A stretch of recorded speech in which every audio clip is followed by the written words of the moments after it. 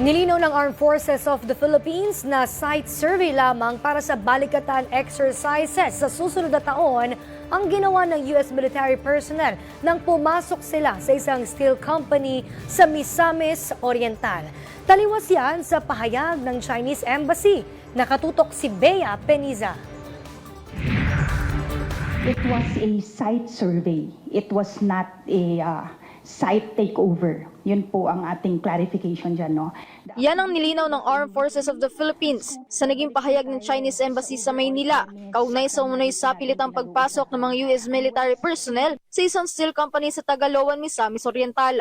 Ayon sa AFP, bahagi ito ng routine scoping activity ng militar para sa taunang balikatan exercises. The activity was a routine scoping exercise that is related to the balikatan exercises. So it is not an attempt to enter, to occupy, or take control over the private property. Sinigundahan naman niya ng United States Embassy. Anila tinitingnan ng lugar bilang potensyal na lokasyon para sa balikatan sa susunod na taon. Agad din naman daw silang umalis para tumingin ng iba pang potential location. Giit ng AFP, malisyoso ang pahayag ng Chinese Embassy. These assertions that the activity actually involved an authorized entry or an attempt to forcibly occupy itong private property are malicious in nature.